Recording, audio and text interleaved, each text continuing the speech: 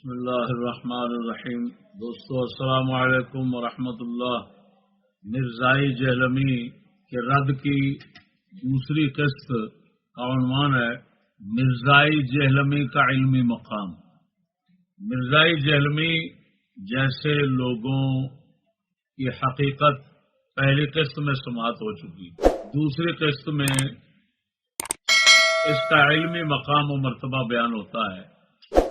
یہ شخص علم کے اندر وہ مقام و مرتبہ رکھتا ہے جو ایک بن مانس رکھتا ہے۔ بن مانس کی علمی صلاحیت اور مرزا جیسوں کی علمی صلاحیت مساوی ہے۔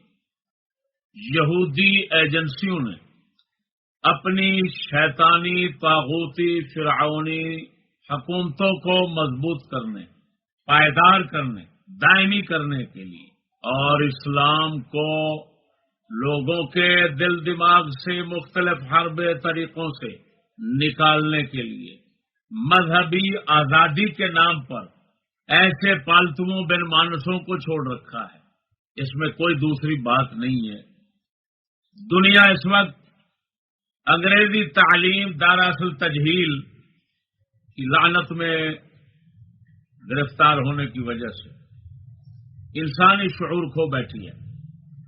اس وجہ سے سب لوگ اس جملے کو بہت ہی سراہتے ہیں اور انگریزوں کی تعریف میں مدح میں اس کو یہودیوں کی تعریف مدح میں پیش کرتے ہیں کہ جی انگریزی دور میں مذہبی آزادی ہے، لیکن صاحب ایمان، صاحب بصیرت، صاحب علم لوگوں پر یہ مخفی نہیں کہ آزادی کو مذہبی کے ساتھ مقید کرنا بتا رہا ہے کہ کوئی پابندی ہے۔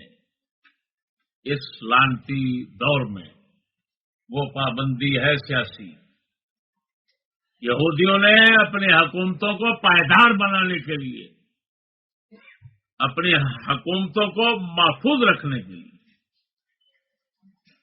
سیاسی پابندی رکھی ہے اور ہمارے اسلام کو اجاڑنے کے لیے مذہبی آزادی رکھی ہے کہ مذہب کے خلاف جو مرضی بکواس کرتا رہے اس کو اجازت ہے، لیکن حکومت کے خلاف جائز بات بھی نہیں کر سکتا۔ جبکہ اسلام میں کیا ہے؟ سبحان اللہ، اسلام میں اس کا برعکس ہے۔ اسلام لوگوں کو سیاسی آزادی دیتا ہے اور مذہبی پابندی دیتا ہے۔ سیاسی آزادی کیوں دیتا ہے؟ تاکہ حاکم فرعون نہ بن جائے، اس کا محاسبہ احتساب کرنے والے موجود ہوں اور ہر ایک کو جواب دینا پڑے۔ ایک عام شخص بھی عمر بن خطاب رضی اللہ تعالی عنہ جو آدھی دنیا کے بادشاہ تھے، خلیفۃ المسلمین، وہ پوچھتا ہے حضرت یہ دو چادریں کہاں سے آئی؟ یہ سیاسی آزادی ہے۔ مذہبی پابندی ہے کہ حضرت فاروق اعظم کے دور خلافت میں صبیغ صاد با یا غین، صبیغ بن عسل عین سین لام شخص نے جب متشابہات میں زبان کھولنے کی جرت کی، آپ کو علم ہوا، آپ نے شدید تعزیر فرمائی، چھڑی تیار کر کے رکھ لی، بلا جب آیا تو سر میں مارنا شروع کر دیا اور اعلان کر دیا کہ کوئی شخص ہماری سلطنت میں صبیغ بن عسل کے ساتھ بیٹھنے کی جرت نہ کرے۔ میرے دوستو، یہ بنیادی بات میں نے آپ کو بتائی ہے۔ یہودی دور کے فتنے کو ہم سمجھتے ہیں، ان لانتیوں کی بدماشی کو ہم سمجھتے ہیں۔ یہ بدمعاش فرعون طاغوت اللہ رسول کے مقابلے میں خلق خدا پر ظلم کرنے والے، جن کو اقبال اپنے پاس جب بھی بولتا ہے تو کفن چوروں کا ٹولہ کہتا ہوں، یعنی کائنات کو مردہ کر کے کفن چوروں کا ٹولہ ان کے مال لوٹ رہا ہے، ان کی جان لوٹ رہا ہے، ان کی عزت مار رہا ہے۔ میرے بھائیوں، اس لعنتی یہودی نظام نے مذہبی آزادی کے نام پر جن پالتوؤں کو، بن مانسوں کو چھوڑ رکھا ہے، جن کے خلاف کسی قانونی چارہ جوئی کی اجازت نہیں۔ مجھے ایک شخص نے فون کیا، اس نے کہا اس پر توہین رسالت کا ہم نے کیس کروایا، اس پر کئی کیس کروائے، لیکن ایجنسیاں پکڑتی نہیں ہیں، پیسے بھی دیتے ہیں پھر بھی نہیں پکڑتے۔ خیر ایسے کتبوں کو انہوں نے پالا ہوا ہے، کوئی بات نہیں، لیکن یہ بھی ساتھ بتاتا چلو کہ ان لوگوں کو سننے والے کسی حقیقت، کسی سچائی، کسی علم کے طلبگار نہیں، ان جیسے کتے ہیں، ان جیسے بھڑوے بن مانس ہیں۔ یہ صرف مزاجی موافقت ہے، کیونکہ یہ بھی زندیق لوگ ہیں، بے دین ملحد ہیں، بے غیرت ہیں، انگریزی کتے اور غلام ہیں، اور وہ بھی یہی ذہن رکھتے ہیں اسلام کے خلاف، وہ بھی دل جلے بیٹھے ہیں، اور یہ بھی اسلام کے خلاف دل جلا بھونک رہا ہوتا ہے۔ لہذا یہ نہ سمجھنا کہ کروڑوں سننے والے کوئی حق اور صدق اور سچائی اور علم کے طرفگار ہیں، سب بے غیرت بھڑوے، کفر، یہودیت، لعنت، بغیرتی، جھوٹ اور اسلاف کو سب و شتم، گالیاں گلوچ کے طلبگار کتے بیٹھے ہوئے ہیں، اور یہ ساری حقیقتیں لوگوں کی قلندر اقبال وغیرہ ہمارے مفکرین سب سمجھا گئے ہیں، ہم نے معائنہ مشاہدہ کر لیا ہے۔ اب دیکھیے اس کے علم کا مقام کیا ہے، بن مانس سے آگے بڑھ جائے تو میری داغ کاٹ دینا۔ اس کے جتنے حواری ہیں بغیرت، ان بغیرتوں سے میں پوچھتا ہوں لاکھ لعنت ہے تمہارے جمنے پر، تمہارے بڑھنے پر، تمہارے مرنے پر، تمہیں اتنا شرم نہیں آتی بغیرتوں؟ سلف صالحین کو، اسلام کو، پاکوں کو اتنے بڑے جاہل کے منہ سے بکواسات ہوتی سنتے ہو، خوش ہوتے ہو، کمینے اندر کے برابر کے پلیت ملے ہو۔ اب علمی مقام دیکھیں، میں اس کا کلپ پیش کروں گا اور وہ چل رہے ہیں، اس پر تھوڑا سا تبصرہ کروں گا، لیکن ساتھ یہ بھی بتاتا چلوں کہ اس کے جو رد کرنے والے ہیں وہ بھی اس کے ساتھ کے ہیں، وہ بھی علم سے فارغ ہیں، اس کے خلاف بولنے والے یہ سب انگریزی غلام ہے، انگریزی بن مانوسوں کا ٹولہ ہے، ایک یہی حال ہے سب کا۔ یہ مرزا جو ہے، اس کا بابا جو اس کو پڑھانے والا تھا، وہ اسحاق چنجو فیصلہ آبادی، وہ فدا ایکسپریس، جس کے منہ میں دانت نہیں تھا اور دل میں علم نہیں تھا اور دماغ میں عقل نہیں تھا۔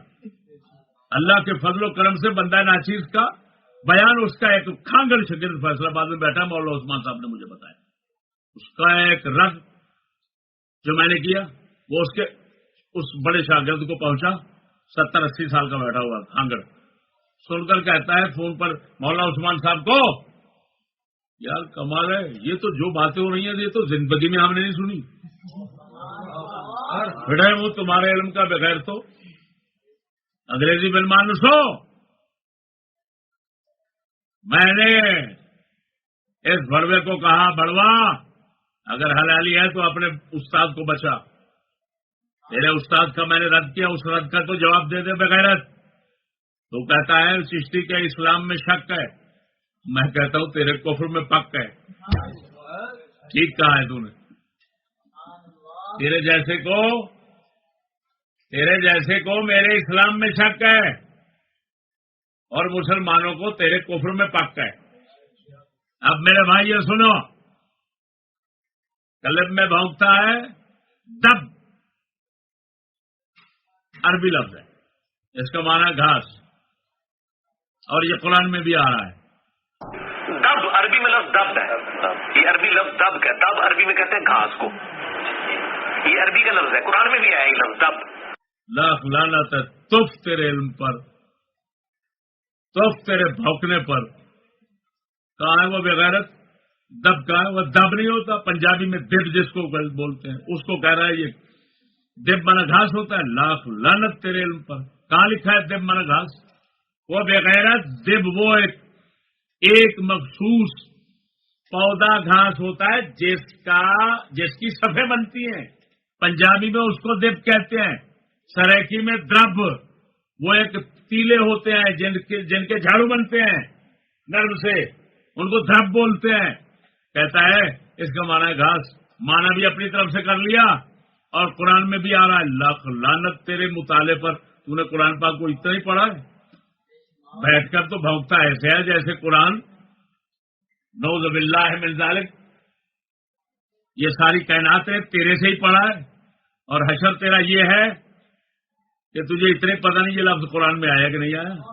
دب گھاس ہے، دب گھاس نہیں ہے بغیرت. یہ دب جو ہے نا، یہ پتہ ہے کیا دب ہے؟ یہ ہے دب، یعنی مرزا دب.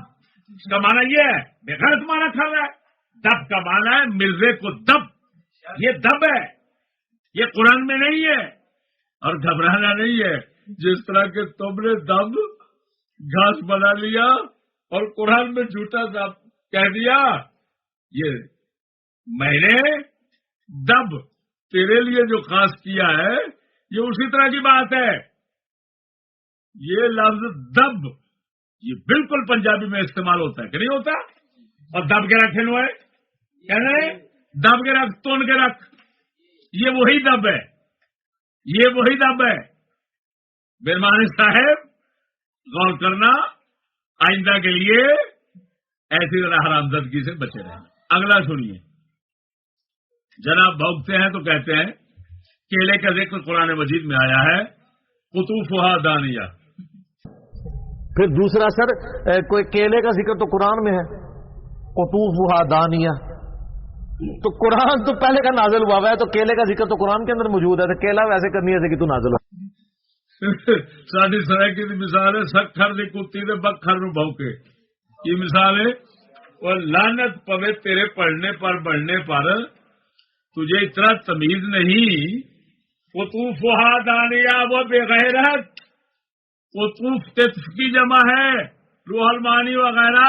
قطف قطف کہتے ہیں ما یجتنا من الثمر، جو پھل چننے کے قابل ہوتے ہیں، چنے جاتے ہیں، اس کو قطف کہتے ہیں. قطوف اس کی جمع ہے. فی جنت عالیۃ قطوفھا دانیہ. اللہ فرماتا ہے مومنین بلند جنت میں ہوں گے، باغوں میں، جن کے پھل چنے جانے والے قریب ہوں گے.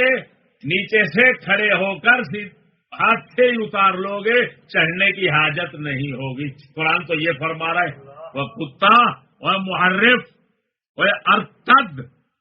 اس کتے کو اتنے پتہ نہیں ہوگا میں نے یہ لفظ کیا کہا ہے. یہ ارتد کا معنی نہیں بتا سکتا. اے ارتد، قطوفھا دانیہ کیلا نہیں ہے. پیچھے دب، اب آگے کیلا.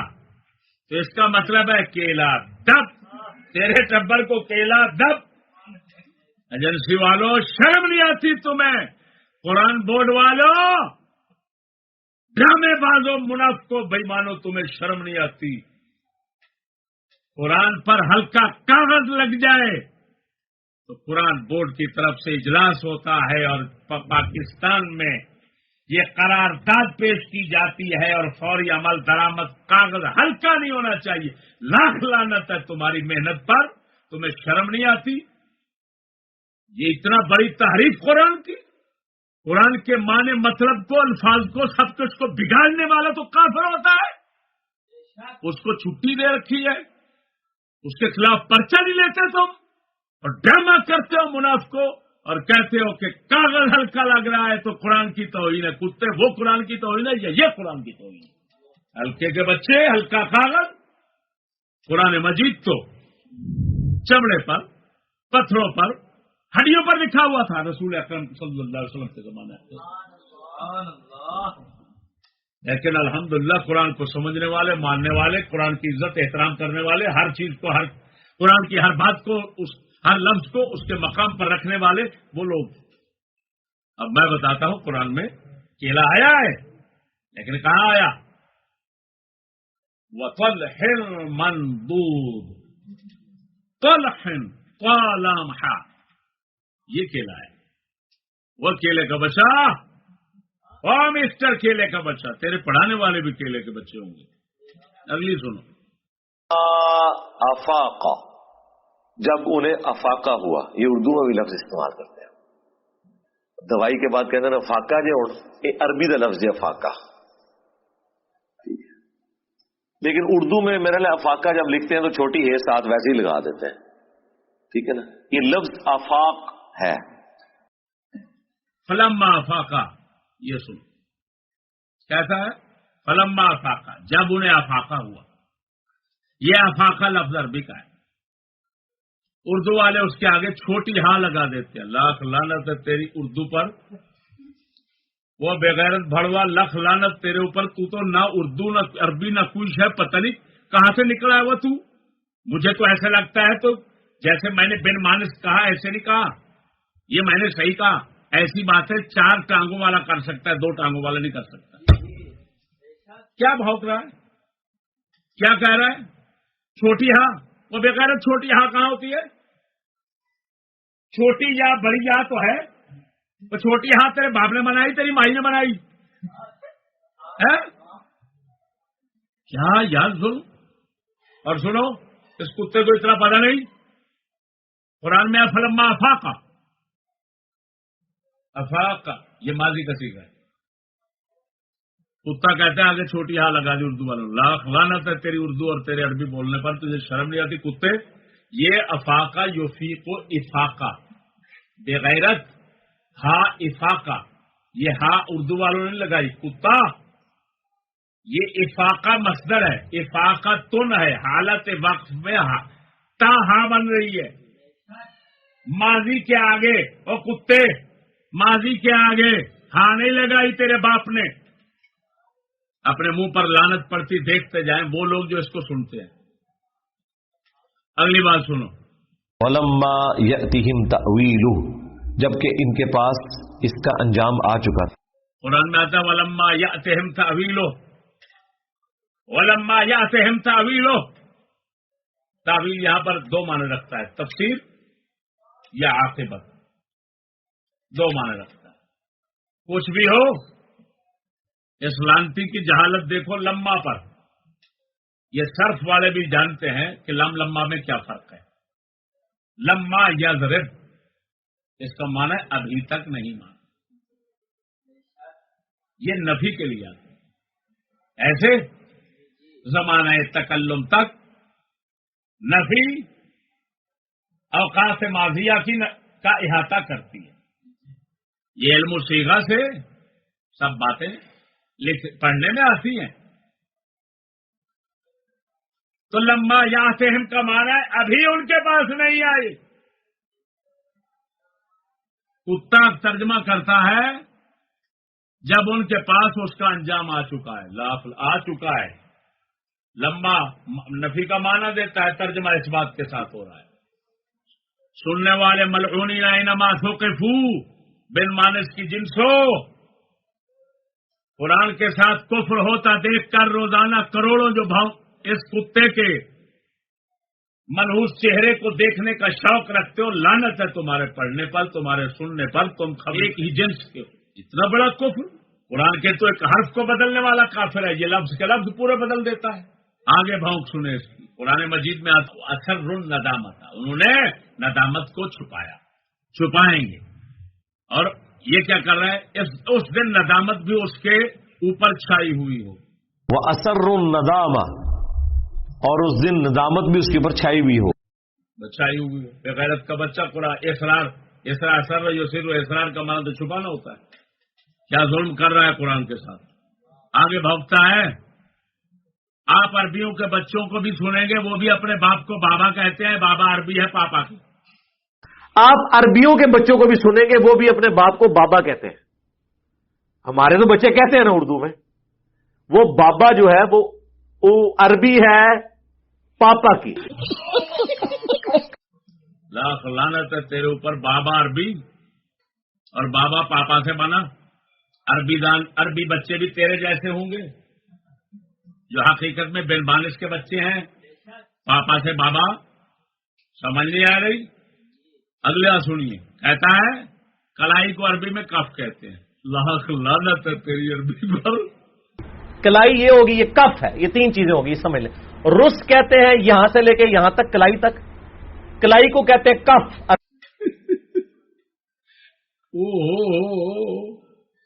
کیا بات ہے بھائی. اسلام کی خدمت جس طرح اس ارتد نے کی ہے کسی کافر نے نہیں کی ہوگی.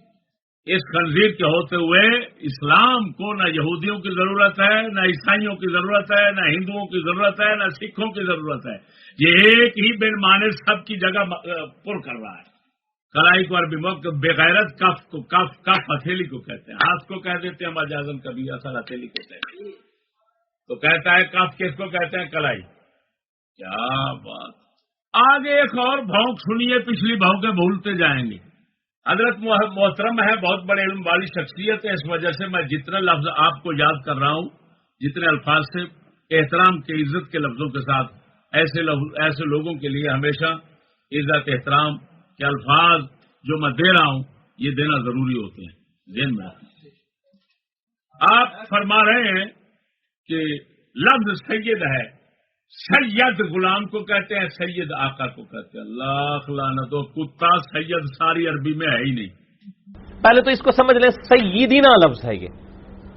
سید کہتے ہیں غلام کو. ہم نبی صلی اللہ علیہ وآلہ وسلم کے سید ہیں اور آپ ہمارے سید یا کے فتح کے ساتھ ہے نہیں. عربی سید کا معنی غلام کرنا تو بڑی دور کی بات ہے. یہ لفظ ہی عربی میں نہیں ہے. کیا بات ہے. میرے خیال میں جس ادارے میں اس بڑوے نے تعلیم پائی ہے، ایسے ادارے پر کروڑوں لعنات. وہ بڑوا سید کا تو قانون صرف میں آتا ہے، یہ سید تھا تو ادغام ہو گیا. یہ بڑوا جو تو سید کہہ رہا ہے وہ بڑوا، اس کا بھی تو کوئی قانون نکالنا. یہ سید پھر کیسے بنے گا؟ خیر اس بیچارے بے قانون کو قانون کا کیا، وہ تو صرف یہودی ایجنسیوں نے بن مانس بٹھا رکھا ہے، سمجھ نہیں آ رہی. حضرت پھر آگے بھونکتا ہے، کہتا ہے تمہارے لیے اتنا ہی کافی ہے کہ ہاتھ زانوں پر رکھو. زانوں کو عربی میں پٹ کہتے ہیں. ہاتھ زانوں پر رکھو، زانوں پر، جس کو ہم عربی میں پٹ کہتے ہیں. یہ تو پتہ نہیں، اتنا جہل تو کوئی بھی نہیں ہے. اتنے جہل بھی مارکیٹ میں آ گئے. جو زانو کو عربی میں اللہ اکبر. وہ بڑوا زانو ہوتا ہے گھٹنا. زانو کس کو کہتے ہیں؟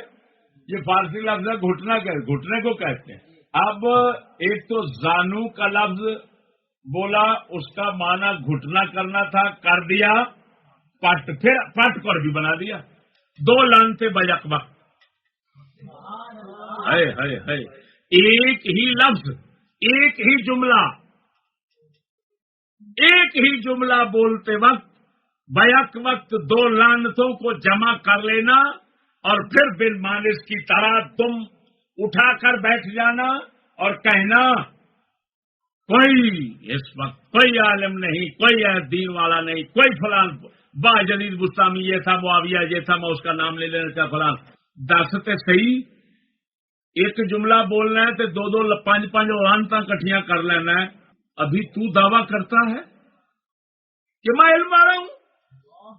وہ ارتد، تجھے اجہل کہنا لفظ اجہل کی توہین ہے. تجھے ملعون کہنا ملعون کی توہین ہے. تیرے جنس کی عزت کے لیے ہمارے پاس الفاظ نہیں ہیں. ناراض نہ ہونا جو میں لفظ بول رہا ہوں، یہ آپ کی شایان شان نہیں ہے. بن مانس ہو جو میں کہہ رہا ہوں یہ سب نیچے ہیں، جناب جیسوں کی شان بہت اونچی. ہمارے بڑے حضرت صاحب قبلہ رحمت اللہ تعالی رضی اللہ تعالی فرمایا کرتے تھے، سکولیوں کے لیے ہمارے پاس کوئی لقب نہیں ہے. اور واقعات لقب کیا کریں یہاں پر. زانو گھٹنے کو کہتے ہیں، عام بندہ بھی جانتا ہے. اس کا معنی پٹ بنا دیا اور پٹ کو کیا بنا دیا؟ عربی بنا دیا. لاکھ لعنت ہے تیرے اوپر. دنیا جانتی ہے پیٹ عربی میں نہیں آتے، پٹ کو عربی بنا دیا. اچھا اب دیکھو کسی بڑوے نے قاری زید صاحب سے فون کر کے کہا آپ نے کتاب لکھی ہے اس پر لکھا القواعد الچشتیہ، تو چھ بھی تو عربی میں نہیں آتی. میں یہ نہیں کہہ رہا کہ چشتیہ لفظ عربی ہے، میں نے استعمال کیا. وہ پٹ کو عربی کہہ رہا ہے. وہ کتے استعمال میں اور کسی زبان کا لفظ ہونے میں اگر تجھے فرق نہیں تو کیوں پنگا لے رہا ہے؟ یہ حال ہے ان لوگوں کا. اس کو ایک لفظ ہوتا ہے آجمی. آجمی لفظ کا عربی میں استعمال اختلاط کے بعد ہوتا رہا، لیکن کوئی آجمی لفظ کو عربی کہنا یہ تیرے جیسے ملعونوں کا کام ہے. خیر، اس سے سمجھ لینا علمی مقام کیا بلند ہے. حقیقت یہ ہے کہ مرزا صاحب جیسے کہ علمی مقام جو ہے نا، مرتبہ، اس کی اونچائی ڈھونڈنے کے لیے چل پڑو نا تو تحت سرا تک پہنچ جاؤ گے. اللہ اکبر. اور سنیے، اللہ اللہ لوگ ذکر کرتے ہیں نا، کہتا ہے اللہ، یہ تو محمل جملہ ہے. اللہ یہ تو محمل جملہ ہے، یہ کمپلیٹ ہی نہیں ہے، یہ تو نام ہے صرف. تو یہ محمل جملہ ہوگا، اس جملے کی کوئی اہمیت ہی نہیں ہوگی. اللہ اللہ اللہ، اس سے کیا مطلب ہے؟ اس کا مطلب یہ ہے اللہ اللہ اللہ، تو یہ محمل جملہ ہوگا. وہ منحوس کا بچہ، تمہیں اتنا تمیز نہیں. اللہ مفرد لفظ ہے، اس کو جملہ بنا رہا ہے. وہ بغیرت جملہ تو بنتا ہے مسلم سے. یہ تو لفظ ہی ایک ہے. اور کتے جب یہ جملہ بنے گا تو محمل کیوں رہے گا؟ جب جملہ بنے گا تو محمل کیوں رہے گا؟ مثلا آپ کہہ دیتے اللہ موجود، اللہ ربنا، اللہ الہنا، وہ کافر ہوگا تیرے جیسا جو کہے محمل ہو جائے گا. بتائیں، جس کو ایک اکیلے لفظ اور مرکب لفظ کی تمیز نہیں، بیٹھ کر تقریر کر رہا ہے، وہ صحابہ پر بھونک رہا ہے، وہ داتا علی حجویری پر بکواس کرتا ہے. لگتا ہے تیرے باپ نے ٹکسالی دروازے کی سیر کی تھی اور راستے میں تو مل گیا. سیدنا صدیق اکبر. اور سنیے جی، اور سنیے، کہ جو کوئی محمد کی عبادت کرتا تھا، کرتا ہے یا کرے گا، کیونکہ وہ مضارع کا سیغہ ہے. من کانا یعبد محمدن، جو کوئی بھی تم میں محمد کی عبادت کرتا ہے یا کرے گا. یہ مضارع عربی میں نا پریزنٹ ٹینس اور مستقبل دونوں کو کور. سیدنا صدیق اکبر کا خطبہ بیان کرتے ہوئے کہتا ہے من کانا یعبد، مضارع کا سیغہ ہے. لاکھ لعنت ہے، کانا یعبد مضارع کا سیغہ، اور کتا یہ ماضی استمراری ہے. اتنا ہی تمیز نہیں ہے. آگے اب یہ اصل بات کی طرف آتا ہے. یہ بات زیادہ ذرا تبصرہ مانگتی ہے، جو میں پچھلی قسط میں، پہلی قسط میں اس خنزیر کی جیسوں کی حقیقت بتا چکا ہوں. کیا نام رکھا تھا اس کا؟ مرزا جہلمی جیسوں کی نیچر. یہ اب اسی کی طرف لوٹ رہا ہے. تو ہر جامع کے داڑھی میں پوش ماننداز قدترا میں شناسا کہتا ہے اس میں دنیاوی تعلیم کو میں گائیڈ دیتا ہوں. جتنی ایجوکیشن آپ کریں گے اسلام کا اتنا ہی فائدہ ہے، جیسے یہ کر رہا ہے بغیر. ہمارے لوگ تو کہتے ہیں پہلے اسلام کا بڑا اچھا دور تھا. میں یہ کہتا ہوں کہ نبی علیہ السلام صحابہ تابعین کے بعد اگر سب سے مبارک دور اسلام نے دیکھا ہے تو یہ ہے. اس میں دنیاوی تعلیم کو میں کریڈٹ دیتا ہوں. جتنی آپ ایجوکیشن عام کریں گے اسلام کو اتنا ہی فائدہ ہے. جس کا سب سے بڑا ثبوت ہے، ہمارے لوگ تو کہتے ہیں جی پہلے اسلام کا بڑا اچھا دور تھا. میں یہ کہتا ہوں کہ نبی علیہ السلام صحابہ تابعین کے بعد اگر سب سے مبارک دور اسلام نے دیکھا ہے نا تو یہ ہے. وہ کیوں؟ اس کی وجہ یہ ہے کہ پچھلے 1200 سال کے اندر ہمارے آباء و اجداد کو نہیں پتا تھا قرآن میں کیا لکھا ہے، حدیث میں کیا لکھا ہے، کیونکہ ان کی نیٹو لینگویج میں نہیں تھی. آج بچے کے ہاتھ میں سافٹ ویئر ہے، وہ بتا سکتا ہے قرآن کی آیت میں کیا لکھا ہوا ہے. اس کی وجہ یہ ہے کہ پچھلے 1200 سال میں ہمارے آباء و اجداد کو نہیں پتا تھا کہ قرآن و حدیث میں کیا لکھا ہے. واقعی تیرے آباء و اجداد کو کوئی پتہ نہیں تھا، اور یہ پتہ تیرے آباء و اجداد کو 1200 سال سے. کیوں کہ تو خاص لڑی جو ابو جہل کی چلی ہے نا، تو اس کی نسل ہے. 1200 سال میں تیرے بڑوں میں نہ کوئی مسلمان ہوگا، نہ کوئی صاحب علم، نہ کوئی صاحب غیرت، نہ کوئی صاحب دیانت. سارے ہی بھڑوے ہوں گے. جن بھڑووں کی لعنت تیرے اوپر جمع ہو گئی، جس کی وجہ سے تو یہ بکواسات کر رہا ہے، تو صحیح کہہ رہا ہے، بالکل ٹھیک کہہ رہا ہے. لیکن کمال ہے تیری بصیرت پر، تیرے تاریخ دانی پر. تجھے اپنے بڑوں کی تاریخ کس نے بتا دی کہ ابو جہل کی اولاد ہے تو، اور تیرا ہر بڑا جو ہے وہ ابو جہل کی یاد تازہ کرواتا ہے. یہ تاریخ تمہاری کس نے بتائی سمجھ نہیں آ رہی مجھے. یہ تیرا ہی کمال ہے کہ اپنے بڑوں کی تاریخ کو پا گیا. آج ہر بچے کے ہاتھ میں کہتا ہے سافٹ ویئر ہے، وہ بتا سکتا ہے کہ قرآن کی کس آیت میں کیا لکھا ہے. ابھی پیچھے کہا دب قرآن میں ہے، وہ پورے قرآن میں لفظ ہی نہیں ہے. سافٹ ویئر تیرے پاس ہے نا، بغیرت بڑوے کا بچہ تیرے پاس ہے نا، تو سافٹ ویئر جس کے پاس ہے تیرے جیسے کے پاس دب جو قرآن میں نہیں اس کو قرآن سے بنا لیتا ہے، جو قرآن میں ہے اس کو قرآن سے نکال دیتا ہے. لیکن بات سنو، اللہ اکبر، اس کا حق بنتا ہے، اس کا حق بنتا ہے یہ باتیں کرنا.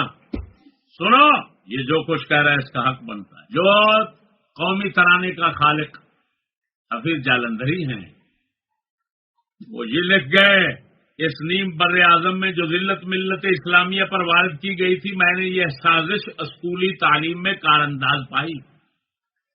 لارڈ میکالے نے کہا ہمارا مقصد سکول کھولنے کا صرف یہ ہے رنگ و نسل میں ہندوستانی ہوں، فکر و عمل میں انگریز تیار ہوں، تاکہ ایسی کھیپ تیار ہو جائے جو ہماری حکومت چلانے کا کام دے. جو قرآن کو جاننے والے ہیں، سافٹ ویئر بچہ تیرے جیسا، بن مانس کا بچہ تیرے جیسا جو قرآن کو جانتا ہے، ان میں سے دیکھتے تو چلے جاؤ. عمران خان ہے جس کو خاتم النبی جی نے یہ پڑھنا آتا، کون ہے بتا؟ تیرا تو حال صاحب نے دیکھ لیا. بچہ کون سا ہے؟ سلطان رائی تیرا کنجر ٹبر ہے. یعنی یہ فلموں میں کام کرنے والی ہیں. کتنا اچھا دور ہے کہ اسلامیہ بہاولپور یونیورسٹی کا بھی تازہ واقعہ ہوا. کتنا اچھا دور ہے. اور یہ جو اس خنزیر نے کہا ہے نا کہ یہ دور اس دور سے اچھا ہے 1200 سال، یہ رسول اکرم کے دور صحابہ تابعین کا دور محض اس وجہ سے نکالا کہ اگر میں اس کا نام لیتا ہوں تو ہو سکتا ہے مسلمان کو قتل کر دے مجھے. لیکن اس خنزیر سے پوچھ جن 3 دوروں کو تو کہہ رہا ہے وہ نکال کر بعد میں 1200 سال تک قرآن کو مان سمجھنے والے نہیں آئے،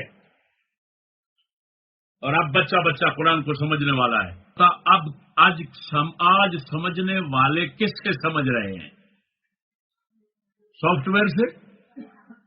تو سافٹ ویئر تو رسول اکرم کے دور میں بھی نہیں تھا، صحابہ کے دور میں بھی نہیں تھا، تابعین کے دور میں بھی نہیں تھا. در حقیقت تو نے یہ کہہ دیا کہ سافٹ ویئر کے دور میں علم ہے، سافٹ ویئر کے دور میں نہیں. لہذا وہ رسول اکرم کا دور، صحابہ کا دور، تابعین کا دور جس کا دور ہے اس میں قرآن کو سمجھنے والا کوئی نہیں تھا، کیونکہ سافٹ ویئر نہیں تھا. گستاخ ملعون، لعنت ہے تیرے سننے والوں کا. اور دعائیں دے اپنی حکومتوں کو جنہوں نے تمہارے جیسے بن مانسوں کو اپنی آغوش میں پال رکھا ہے. ہمارا اقبال کا ایک شعر تیری اس لعنتی تعلیم کے لیے کافی ہے. اور یہ اہل کلیسا کا نظام تعلیم ایک سازش ہے فقط دین و مربت کے خلاف. بڑوا وہ کہتا ہے دین اور انسانیت دونوں کے خلاف سازش ہے، اور ہم نے وہ دیکھ لی تیرے جیسوں کے اندر. میرے دوستو، آخری بات کرتا ہوں، اس کا علمی مقام سب کے سامنے ماشاءاللہ کافی سارا آ گیا ہے. آخری بات کرتا ہوں، کہتا ہے جو ہمیں کافر کہہ رہا ہے پھر ہم حق رکھتے ہیں کہ ہم اسے کافر کہیں. اور میں نے کئی دفعہ یہ گولڈن کوٹ اپنا بیان کیا ہے لوگوں کے سامنے کہ اگر قادیانی ہمیں کافر کہنا چھوڑ دیں تو ہم ان کو کافر نہیں کہیں. جو ہمیں کافر کہہ رہا ہے پھر ہم بھی حق رکھتے ہیں کہ ہم بھی اسے کافر کہیں. اور میں نے کئی دفعہ یہ گولڈن کوڈ اپنا بیان کیا ہے لوگوں کے سامنے کہ اگر قادیانی ہمیں کافر کہنا چھوڑ دیں تو ہم بھی انہیں کافر نہیں کہیں گے. اس کتے سے پوچھ رسول اکرم کو کافر کہتے تھے؟ کفار نے رسول کو کافر کہا؟ وہ بڑوے لانتی رسول نے آتے ہوئے کافر کہا. او خنزیر، رسول نے آتے ہوئے کافروں کو کافر کہا کہ یہ کفر کر رہے ہو. تیرا یہ کہنا کہ اگر مرزائی ہمیں کافر نہیں کہیں گے تو میں ان کو کافر نہیں کہوں گا. تو ٹھیک کہہ رہا ہے کیونکہ تو خود مرزائی ہے اور تیرے مرزائی ہونے کے لیے یہ حوالہ کافی ہے. تو اپنے سر سید کو پتہ نہیں کیا کچھ کہتا ہے. یہ دیکھ مکتوبات سر سید جلد 2 اس میں صاف لکھا ہے کہ سر سید نے مرزے کے مرنے کے بعد اس کو نبی مانا, اس پر ایمان لایا. حوالہ میں بتا دیتا ہوں, صفحہ بتا دیتا ہوں. یہ خط ہے بنام مولانا حکیم نور الدین بھیروی. جس طرح لکھا اس طرح پڑھ رہا ہوں, ورنہ میں مولانا نہیں کہہ سکتا. یہ حکیم نور الدین بھیروی کون تھا؟ مرزا قادیانی کا پہلا خلیفہ, جو اس کے مرنے کے بعد خلیفہ بنا تھا. اس کو خط لکھ رہا ہے سر سید. اس میں صاف کہہ رہا ہے, اس لیے مجھے یقین ہے کہ حضرت مہدی زمان, پہلا لقب دے رہا ہے مرزے کو مہدی زمان. دوسرا کہتا ہے مسیح الوقت یعنی حضرت عیسیٰ, اپنے دور کا حضرت عیسیٰ. تیسرا کہہ رہا ہے امام معمور من اللہ, امام بھی کہہ رہا ہے معمور من اللہ بھی کہہ رہا ہے. تو بڑوا تو بھی مرزائی اور تیری جن سے ساری مرزائی جو سر سید کو ماننے والے ہیں. کیوں کہ سر سید مرزے کو مان گیا. اور میں حکومت سے آخری بات کہتا ہوں, حکومت والوں تم اسمبلی سے قانون جاری کر چکے ہو, تمہارے ملک کے دستور میں مرزائی کافر ہیں. مرزائی کون ہے؟ کافر ہے. تم نے 75 روپے کا نوٹ چھاپا, 75 کا نا, 75 روپے کا نوٹ چھاپا, اس پر سر سید کو رکھا, جبکہ سر سید مرزا قادیانی پر ایمان لا چکا. اب بتاؤ, ایک طرف مرزائیوں کو کافر کہتے ہو, دوسری طرف مرزے کو ماننے, نبی ماننے والے کو سر سید کہہ کر نوٹ پر چھاپ کر مسلمانوں کو دیتے ہو اور تعلیم میں دیتے ہو, اس کو تعلیم کا رب بناتے ہو, اس کو تعلیم کا خدا بناتے ہو. اور پھر میں آخر میں کہوں گا, حکومت والوں نے پر تولے ہوئے ہیں کہ چشتیوں جو ہے چشتیوں پر نگرانی رکھو, یہ بہت خطرناک واقعہ کہیں رونما کر سکتے ہیں. شرم نہیں آتی تمہیں؟ بتاؤ تو صحیح, آج تک کون سا خطرناک واقعہ ہم سے ہوا؟ جنہوں نے خطرناک واقعے ایسے کیے کہ تمہارے سینکڑوں بندے مارے, ان کو تو کہتے ہو بہت اچھی جماعت ہے. لاکھ لعنت ہے تم پر, اے بدماشو, ہمارے ساتھ بدماشی کرنے کی کوشش نہ کرنا, ہم شریفوں کو چھیڑنے کی کوشش نہ کرنا. ہاں تمہارے عزائم اور لعنتی ارادوں کو میں سمجھتا ہوں, ہم سمجھتے ہیں. تم ہمیں بار بار کوشش کرتے ہو اپنے کفر, یہودیت, لعنت میں, کفر, انگریز غلامی میں داخل کرنے کی. یہ ہم سے توقع نہ رکھنا, یہ ہم سے توقع نہ رکھنا. تم ہمیں بغیرت بنانا چاہتے ہو, ہماری بہن بیٹی کے پردے ختم کرنا چاہتے ہو. خبردار, یہ نہ سوچنا ہم نے زندگی کو صرف ایک دن کے لیے رکھا ہے.